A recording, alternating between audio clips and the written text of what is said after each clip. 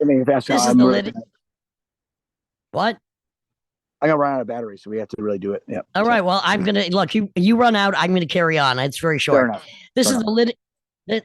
Quiet. This is the Lydian spin with Lydia Lunch, Tim Dahl. We're scattered all over the globe, and here we go. Episode number 219 with Rick I. Now, Tim, Yes. there are some nicknames. We have plenty of them on tour. One of them happens to be Pickles. I think, Lydia, you love the word pickles, and because I'm not a fucking crybaby, no one wants that nickname. And Well, let me tell you this. and I because I didn't can actually take realize. it. Well, then, all right, Cupcake, that's fine. What I didn't realize watching Puss in Boots, the second volume on the plane one time, which because I'm so bored with everything else, I have to like have a little Puss in Boot, and I don't like animation, but I like Puss in Boots. That Puss in Boots gets sent. He's trying to save himself. He's got no lives left. Sent to a cat orphanage, and they ask him what his name is. He doesn't want to say, so they go Pickles, and he goes Pickles, but I'm a legend. So Pickles has taken on a new meaning. So, however, I didn't know this term. Do you know what a mukbang is? No, I have no idea. Well, you come to the Lydian spin. We do this to get an education.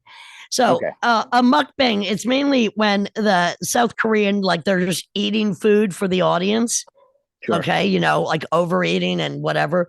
So, anyway, one such tale involves BT, a 33-year-old mukbang enthusiast who embarked on a journey to entertain her audience by consuming a gallon of pickles. Now, as she relished the tangy crunch of each pickle, she enthusiastically shared the supposed health benefits. Well, eating a pickle or two might have benefits, but little did she know the real story is not a rosy picture because she had a pickle marathon and began to experience severe abdominal discomfort. Who wouldn't?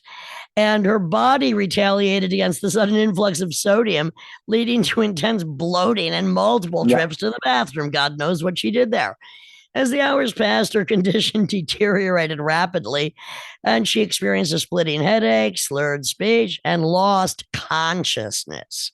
Yeah. Now, at the emergency room, the doctors were puzzled. They're like, what the hell? But they could smell pickles. And a blood test soon revealed the culprit was a condition characterized by high sodium levels in the blood. So consuming a gallon of pickles, well, it's not a good thing. I mean, a pickle or two, pickled food, very good for you. Anyway, when was the last time? Have you had any good pickles on this tour? Um, I did actually in Germany. I had some Well, good because ones. I know Now, you love pickles. You might not like the nickname because you have well, many, but okay, well, Cupcake, tell me about your pickle. on Friday I play in Poland, and they are some of the big pickle masters. But going back to this, and I believe in people's freedoms to do as much as they want, but I also I don't want people. I don't want people to lose their freedoms because motherfuckers are stupid. Just like I'm not into any prohibitions. Like, don't drink yourself to death. Don't fucking overdose. But also, don't eat a million fucking pickles. Well, here's another story about, I mean, that's near death by stupidity. This one is death by stupidity. Okay. Yellowstone National Park. Have you been there, Tim? Uh, Yellowstone? a bunch of times. In fact, Well, okay. one of my It's dad's best known. friends got killed by a grizzly bear there. But okay. Right. Oh, that's one of your grizzly bears. Well, it's the full, the flora, the fauna, the grizzly bears, the natural beauty, but it's also known for its geothermal activity, including, the geysers, right?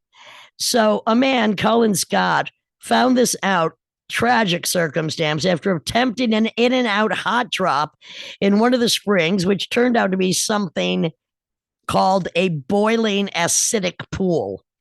So Scott and his sisters have been looking for an area to have a soak, but when he reached down to test the water, he slipped into the deadly water. Rescue teams were alerted, but they could not initially retrieve it due to conditions in the night.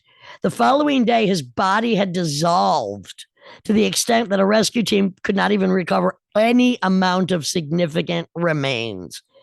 In a very short order, there was a significant amount of dissolving. And worse, or better, the accident was recorded on the victim's sister's mobile phone. Now, that is death by stupidity. And with that, I'd like to say this is the Lydian Spin. Watch what you eat. Be careful of slipping into acidic pools. Other than that, do whatever you frickin' want. Lydia Lunch, Tim Dahl, the Lydian Spin. Thank you.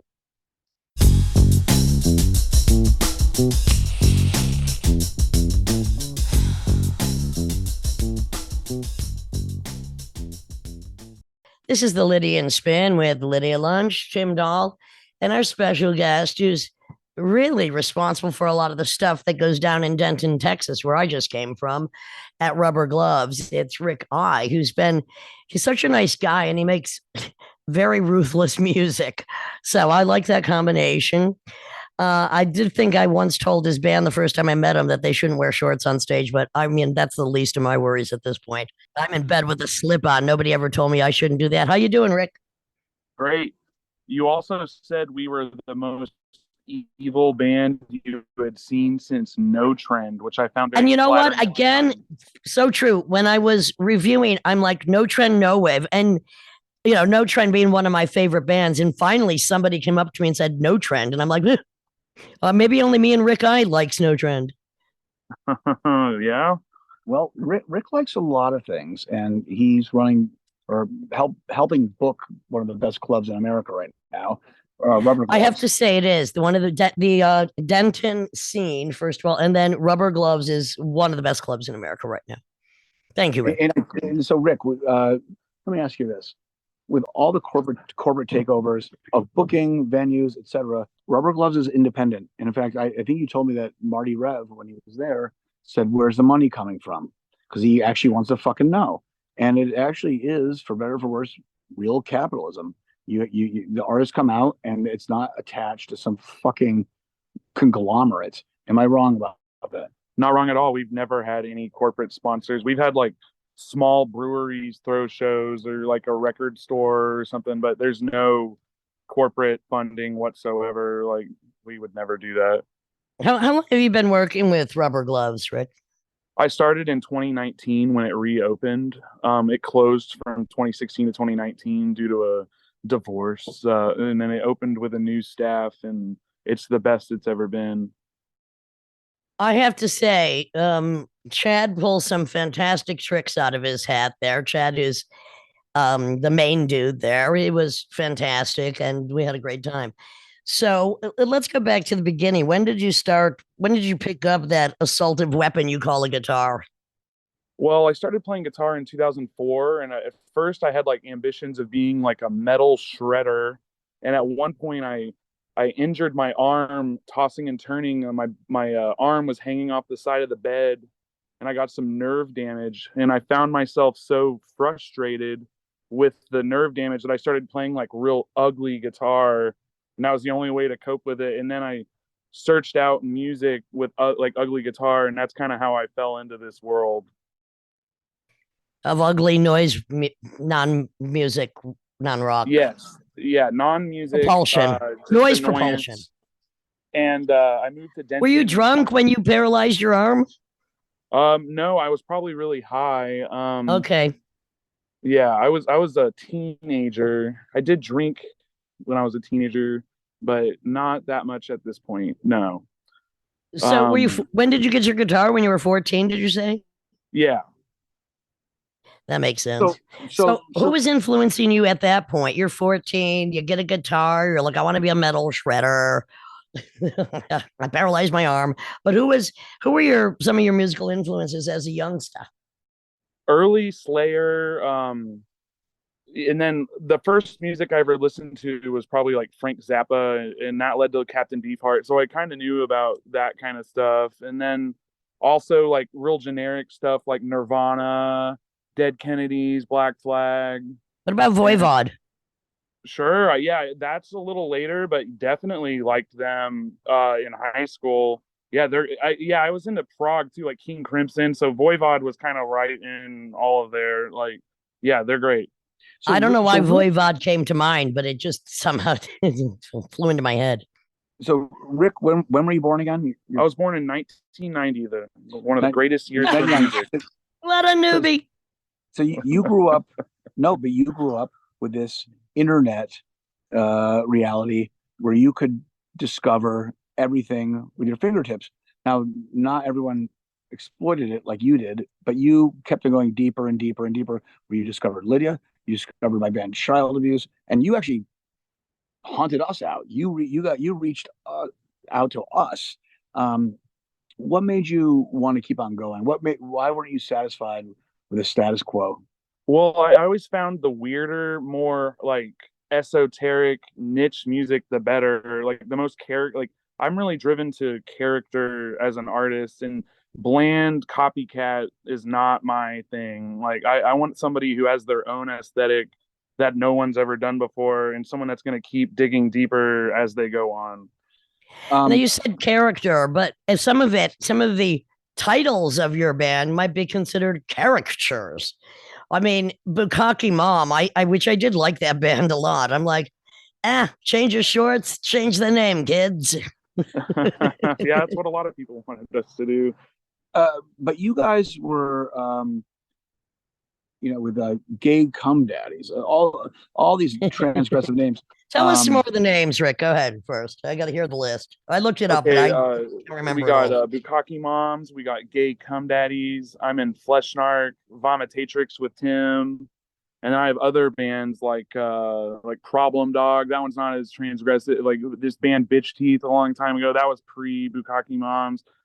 But I remember when you guys were reaching out when you're really, really young, and you had, for better or for worse, for better, you had two gay members, non-binary. This is before that became really like this popular thing now, a trend. You guys were that, and you're in Texas, so you're gravitated towards the most transgressive music, and you guys are basically living honestly in a pretty conservative and Christian environment.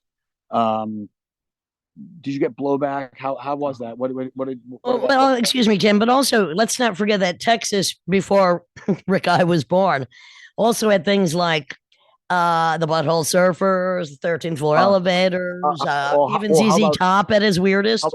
How about Ornette Coleman? I didn't even know he was from Texas. Well, Fort Worth. Fort Worth. He left. It wasn't like he was very Ghetto Boys. Of course, but also, let's people. We're in Europe right now. Most people get their information from these manipulated sources, and they don't go and check it out for themselves. And I love going to Texas. I can criticize it, but I can criticize everywhere.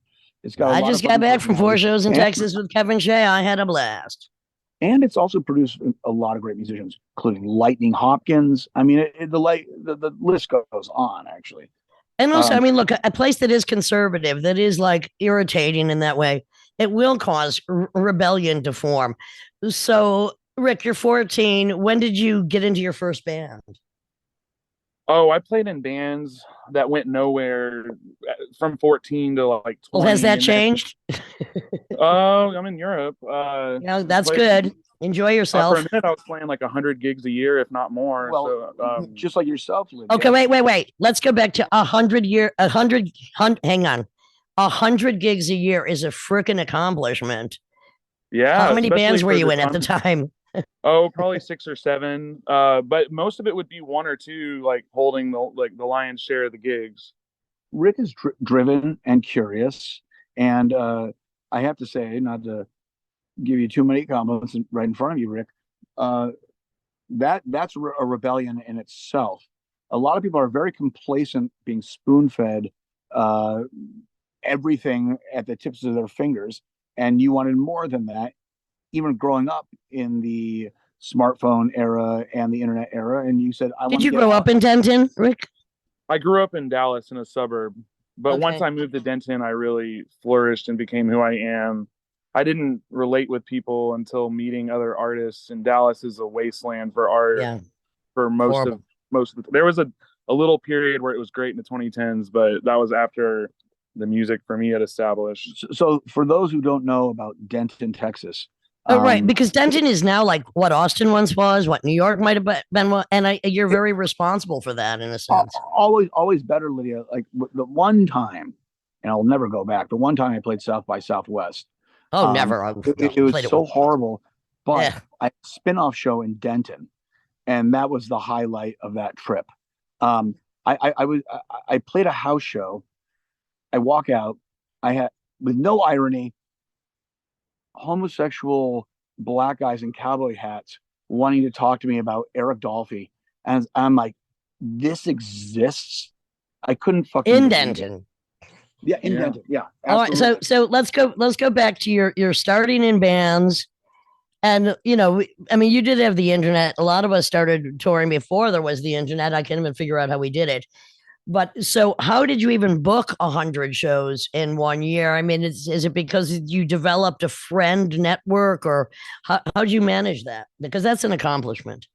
I got into the show booking game because I moved to Denton, and the 4 bands that I looked up to all broke up or moved right when I got there. And I realized, and then no one was going to bring anything that I wanted to town. So it's like, okay, I'm either going to move to where stuff's actually happening, or I'm going to find a way to get everyone to come here. And just through diligence, like through the internet, reaching out to people and creating relationships with like Tim and all of my favorite bands, I started just inviting them there, kind of with a blind promise that the gig would be amazing. And it pretty much always worked out.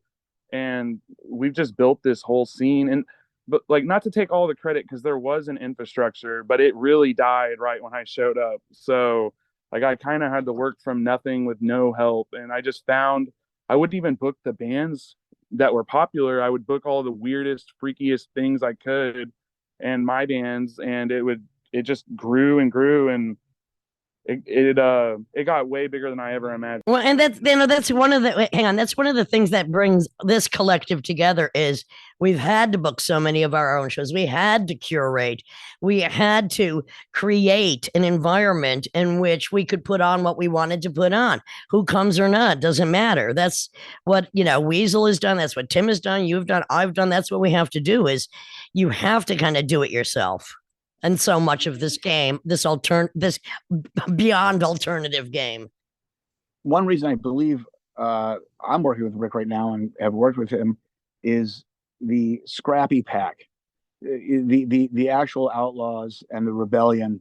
Because once it's normalized or commodified, it starts becoming very tribal and samey and conformist.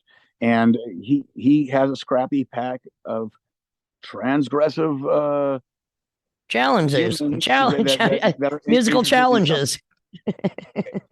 Also, I like Rebellion, and Texas for what he's doing is a nice, fresh, rebellious. What was one of the most insane shows you put on, as far as just what went down, who was there, most fun, whatever? I mean, I'm sure you. The first one that comes to mind is the last time I booked you, but not with Retrovirus. I booked Martin Rev, Lydia Lunch, Retrovirus, Neil Hamburger, Otacog, Cool Keith, Gyna Bootleg, Victoria Shen. It was like a bunch of the world, like, the best noise going, or transgressive art going on in the country. And there was actually a couple international acts too. That's probably my all-time favorite show I've ever booked. Oh, wow. Thank you. Amazing. I had a great time. I think it really touched everybody that went to it, and I'm very pleased with it. Well, and it's showcasing a variety, a very diverse variety of musical perversion. Oh, yeah. That's the best stuff. You love Texas. I mean, you hate it, but you also love it. He loves Buc-ee's. Come on. Oh, I don't know about that.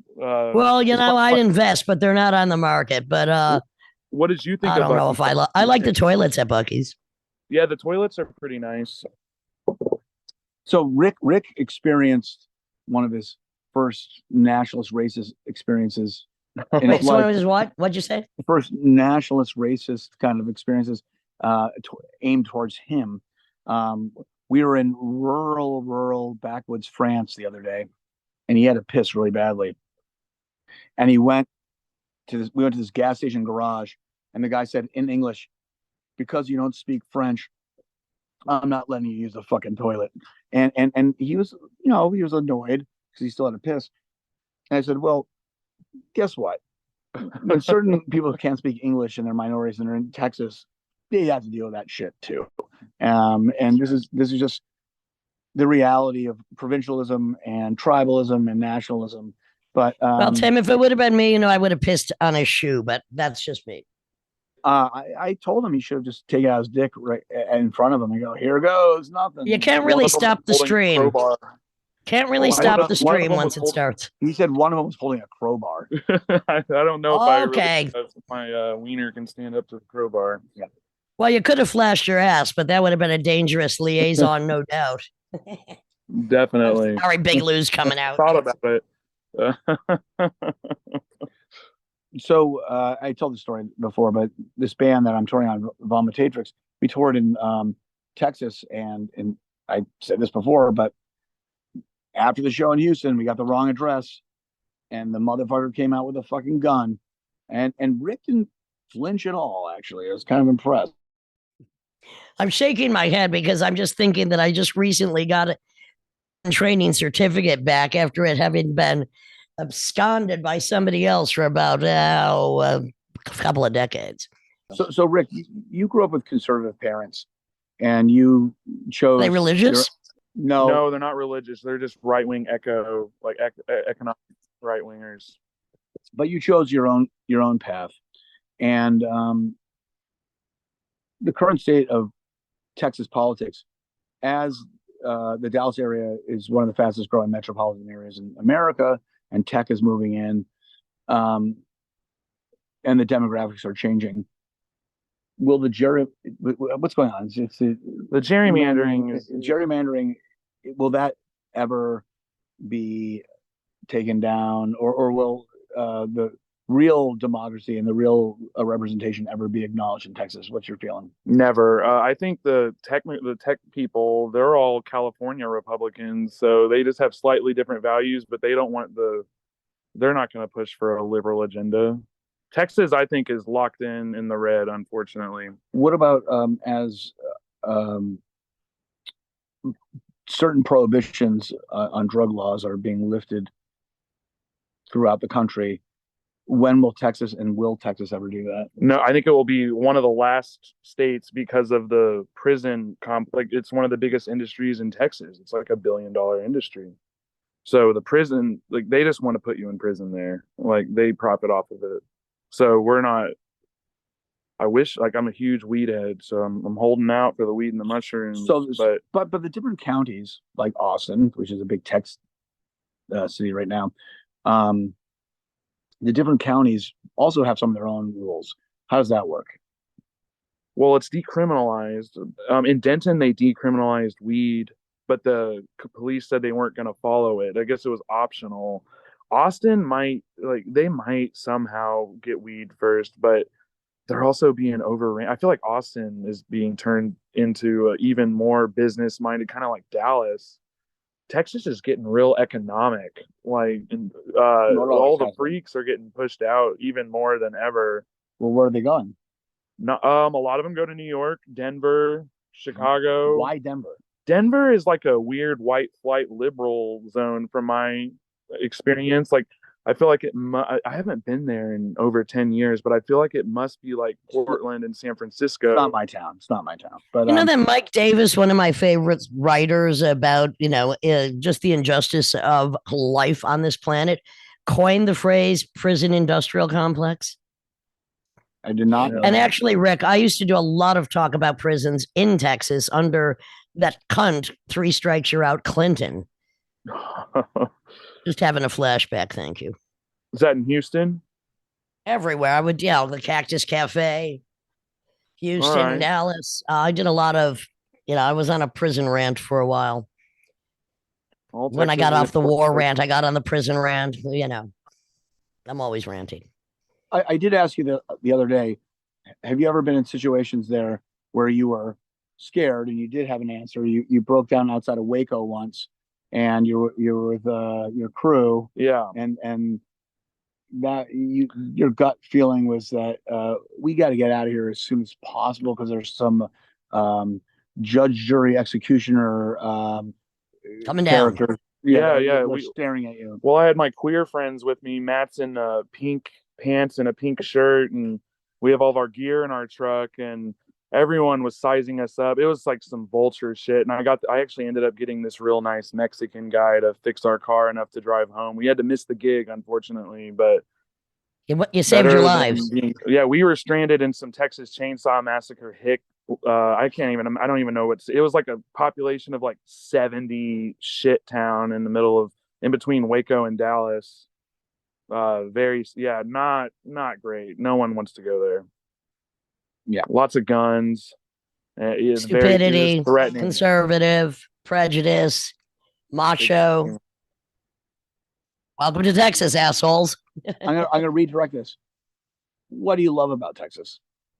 Oh, I like the Southern hospitality. That's something that I always miss when I go on tour. I like that everyone is open, even if they hate you. I kind of respect that. I like talking to people that I have a disagreement with. Well, that's what I was saying to you. Texas, the filter's late. They welcome you with open arms, and they might kill you at the end.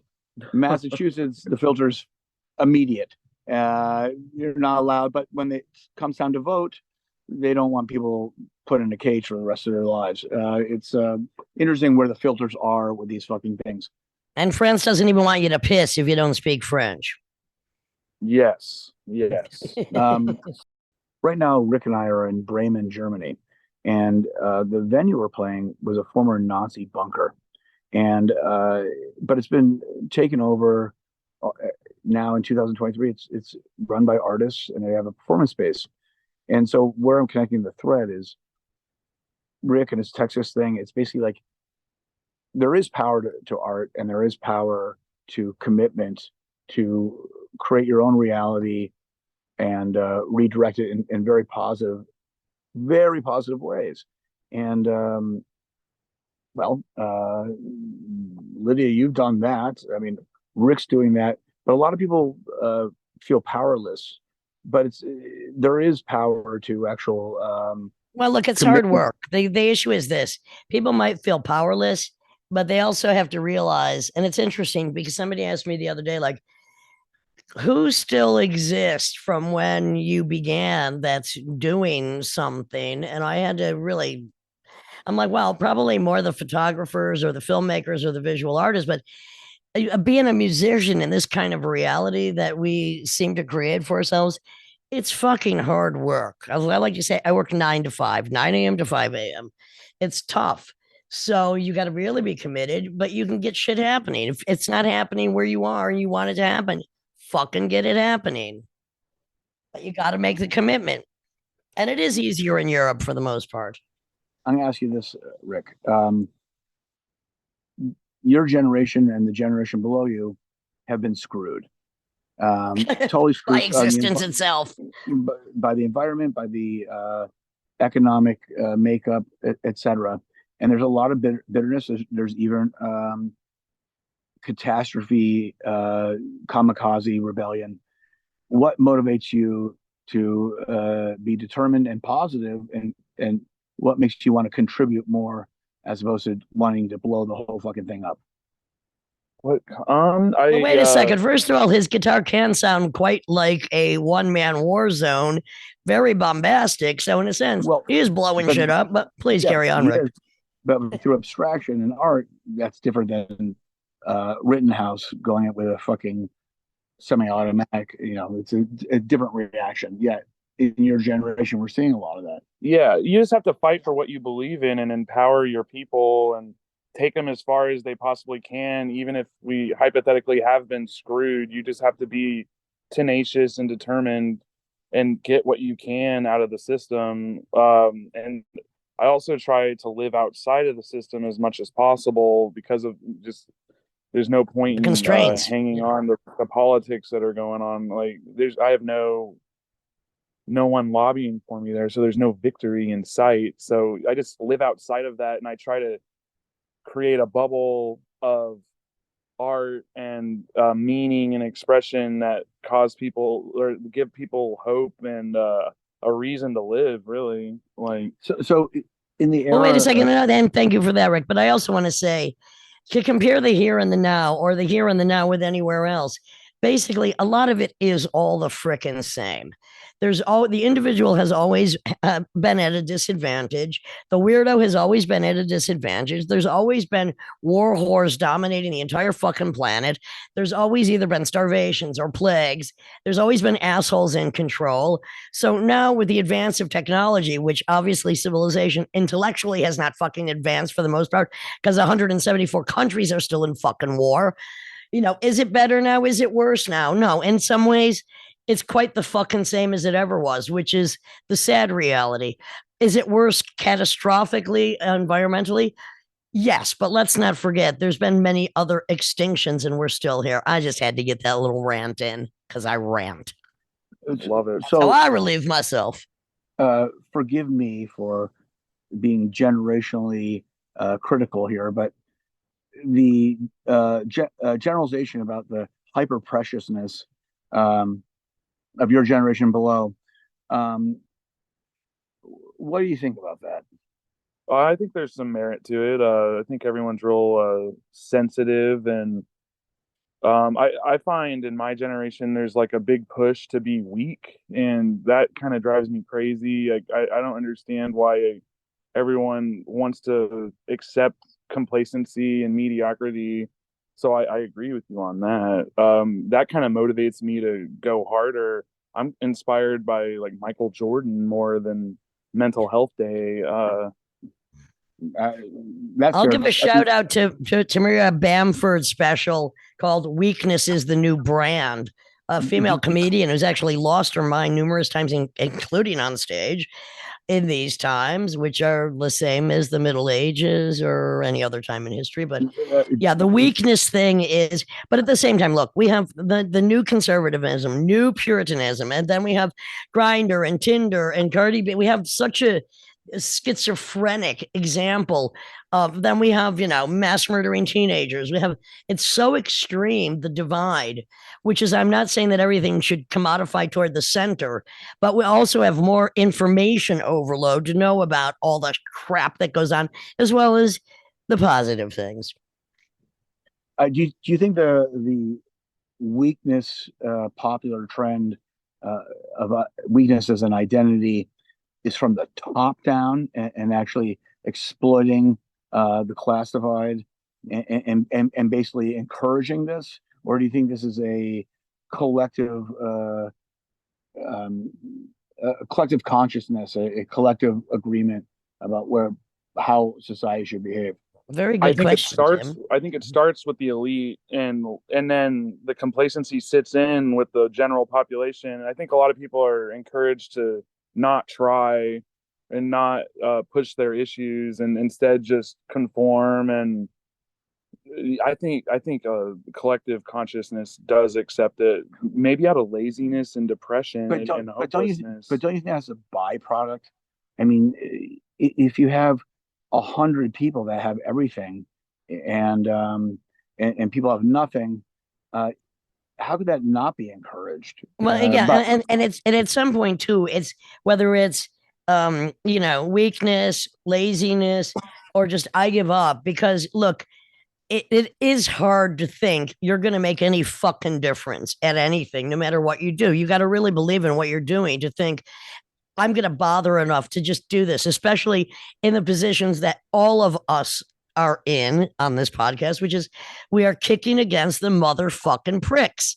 So you got to really have a fucking spine of rebar to do this. So, I mean, I understand how an individual could think, why should I bother? Because what difference am I going to make? But, I'm sorry. I myself have never felt that way. And neither have any of the people I'm talking to right now. Well, I mean, just like anything, points have to be made, but when they're instantly hijacked and redirected in a negative way, I think the pro weakness is initially was compassionate and anti-cruelty, but then once it becomes cruelty itself, it becomes deprivation. Yeah. Well, by rejecting strength. And that's a perversion at that point. I mean, self-flagellation. So Rick, Well, by the way, I've learned touring with Rick a few fun things about him. He used to be able to slam dunk a basketball. Hello. That's pretty hilarious until he fucked up his fucking foot. What do you slam dunk now, Rick? Oh, I'm just getting dirty. Slam dunk some weed, maybe. Nah. Okay. Trust me, my mind's working. I'm not even going to go there. I'm censoring my own thoughts because I'm sitting on my bed in a black slip and I've got some sinister impulses. So Rick, when was the last time you were sexually harassed? Last time I was sexually harassed. Oh, I can do it right now, and you can just say now. But Rick, please. One of the last times was by Lydia. Roar. Oh, Rick, you so wish, honey bunny. Did I do it? Yeah, in 2017, I'm loading out. I played Gay Cum Daddies show at Don Pedro's with Child Abuse and Mark Morgan's band Silk Purse, and I'm loading the gear out, and it was freezing cold outside, and you like stuck your hand down my pants and stuck your finger up my butt, and it was so cold it made me jump. And please, really you're so silly. You know what? If I was gonna stick something up your butt, it wouldn't be my finger, honey bunny. And it would be hot, not cold. I'll put a little peppers. I put a little ghost pepper down there and get you really slam dance. That was at Don Pedro's. It was like the Heart of Darkness. Rick, Rick, may I please? How would you like it? How would you like me to just think about it? Don't answer. Sexually harass you. Just think about it. Don't even answer. Keep your dreams to yourself, honey. Will do. There's yeah. Oh no. So Rick, growing up, when was the first time you saw internet access extreme porn? How old were you? Oh, I was seven. Digging on the internet. You just click a link and it takes you to some porn. Right. That was the early internet. Yeah. Did it ruin your sex life or did it enhance it? Oh, I would say it. I think same trajectory regardless. Honestly, like, you see all that shit on TV too. Like right. But it's mostly because America can be so conservative and yet so libertarian at the same time. But hence the FCC and regulations on these things. But I mean, TV, it's all metaphor where suddenly the internet, you have the most extreme porn at your fingertips, and you're a 7-year-old Rick, boy. do you think you've reached your sexual peak yet, or do you think that's coming? You know, like they say about women, a little bit, they got to be seasoned. I mean, anything below that is just trial and error. But when does a man reach his sexual peak, in your opinion, in your life? I had to ask. The girls all want to know. It just goes. I would say it's just as strong as when I was in my 20s. It just changes through time and my taste develops. Yes. It's a liquid. But I wouldn't say sophisticates or there's far more to come. It either sophisticates or it degenerates. There's hope. Well, I asked you this on the road, but I'm Pardon me? I asked him this on the road, but I'm going to ask for this audience. Running rubber gloves, how often do you have to cock block sexual acts in the bathroom? Yes. Me personally, like once a month, sometimes more often. That shit's going down every week though. Is there a genre or a certain type of music that you find more stimulates bathroom more fornication than other ones? The queer drag shows is definitely number one on this list, and then the dance techno parties number two. All the drag, and then Rick Guy's solo performances are just that's when masturbatory fantasies come out of the closet and go into the bathroom. Yes. So, I'm sorry, I'm assuming. So last night, Lydia, we played. Yes, Tim. We played in Cologne at Sonic Ballroom, and the last time I played there with you is when you were getting death threats, and we had police kind of hovering around to protect us. And I love that because me and the cops. Well, they're like my boy toys. I'm in a band called Child Abuse. We get death threats every now and then. Rick, how often do you get death threats in Texas running queer shows at good point Rubber Gloves? Weekly. And also, Rick, have you ever dressed in drag? Never. There's still time. So when you get weekly, if you get these death threats, how does Rubber Gloves handle that? We just tell them we're here waiting for them. We don't bet. You don't cower in fear when they do that. These are internet losers most of the time. Well, usually if somebody's going to do an act of violence, they don't give you a fucking warning. They just do it. Right. Yeah, you can't back down to empty threats. Well, that's terrorism. Cowardice. That's terrorism. Yeah. Well, and also, look, when it's about a drag show, you just have to ask the person, why are you so afraid of yourself? Like, do you fear this actually is a contagion, or there's some part of you that is actually a little bit of a homosexual drag queen? Which, by the way, I suggest all men encourage that part of their personalities. Okay. I'll keep that in mind. Well, keep it in the bathroom, Rick, because just saying. But you might look good in fishnets. I'm not sure. Do you suggest that for all women, Lydia? Well, I suggest for all women for them to embrace their, big lose. Oh, yeah, you've met him before. They, them. The point I do love a chuckle fucker. Yes. I mean, one thing for me, Rick, is and why I like playing in Texas. And of course, these things shift, and these locations shift about where's the hot spot. I'm not giving you lip service here. Rubber Gloves, I think, is the best club in America right now, because it's not. Treatment is great, pay is great, sound is great. It's a great space. Stage is great. Also, integrity matters. And curation from people that care, and they're not getting pushed around by Live Nation. They're not getting pushed around by these fucking other garbage fucking institutions. And is it true, Rick, that basically every fucking cool band wants to fucking play there now? Every cool band, yes. We get hit up by everybody. So I don't blame them. I hit you up. I don't know. I'm a hot honey. I don't know about cool, but I hit you up. Definitely cool, Lydia. Well, thank you. I'm cool because I'm man spreading. I got a fan between my legs. I'm feeling mighty cool right now. After being in fucking Texas and New Mexico, the weather in New York is perfect. Jesus, it was hot. Holy mother. Yeah, it's been 109. Well, it's been unseasonably hot right now. We're in northern Germany, so it's very comfortable, but it's been unseasonably hot in Europe right now. And we're going to Poland in a couple of days, but like Poland right now, it's like in Fahrenheit, it's like in the 80s. And they're like, unbelievable. What the fuck?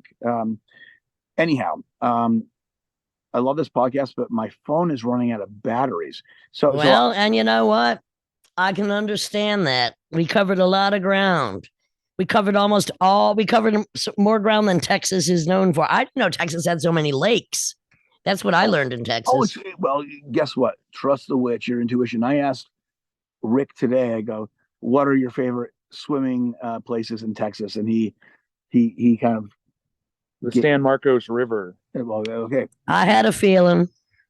Anyway, Rick, you are a force to be reckoned with. You're one of the nicest guys out there. You're a fucking shredder of the highest and lowest order. You're weird and you're wonderful. And I thank you for being on this podcast. What you got to say there, Timmy Doll? Well, I want Rick to plug his coming up tours with many bands. He's with me right now, but you have a bunch of shit coming up. So, well, can I make one suggestion? Next time you post a poster, why don't you put the fucking clubs on it? But then, Rick, go ahead. We'll definitely link you in all your tours. So in October and November, my main band, Flesh Narc, is going on a month-long tour of the country. And halfway through, we're meeting up with Drunks with Guns. I know you recently talked with my buddy Mike Doskasil. I need to listen to that episode. He's brilliant. And yeah, I'm playing bass in them. So I'll be doing double duty on the West Coast, Flesh Narc and Drunks with Guns. And then what is that band? What does your band sound like? What is this, the latest Rick I band? What's the difference? Oh, this one's more of a psychedelic, shred, dark, skronk fusion, psycho rock. Mm-hmm. Yeah. And Drunks with Guns is like some 80s slacker scum rock. They're good. Mm-hmm. Weasel's the drummer. and Mike Doskassil and Well, Zets. and Weasel is an amazing drummer as well as an absolute shredder. Oh I yeah, see one he of my shredded his favorite shirt off guitarists. for this latest tour, but he's looking good, so keep it off.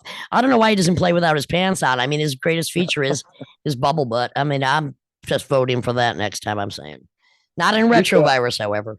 Well, Lydia, in Yep. the tour bus, we come up with hypothetical bands, and one of them today, because I give Rick two options. The concept of Rick in zebra spandex pants, suspenders as a lead singer with background dancers, and one of them was Chris Pitsiokas Reese from and Flesh Reese, and the other one was Alex Ward and Damon Smith. And I think I just tasted a bit of pork vomit, but go ahead. well, we come up with these hypothetical things because we're all excited about It's the game you play. the AI bots of these collages that are possible. So what did Rick choose? Zebra pants? Well, no, he has to wear those. Yeah, I'm down to wear the zebra pants. I chose Chris Pitsiokos and Reese McLean because I've collaborated with both of them, and I trust that it would go well. Well, maybe Chris Pitsiokas has grown up a little bit. I'm not sure, but then again, he was just a young fucking upstart anyway. I'm just saying. But anyway, pleasure talking to you, my friends. See you soon, Tim. Rick, always a pleasure. Thank you for the show in Denton that you helped me recently do with Kevin Shea, which was fantastic. And see you both soon. This is the Lydian Spin, Lydia Lunch, Tim Dahl, Rick, all over the planet. That's us. Back soon. Bye.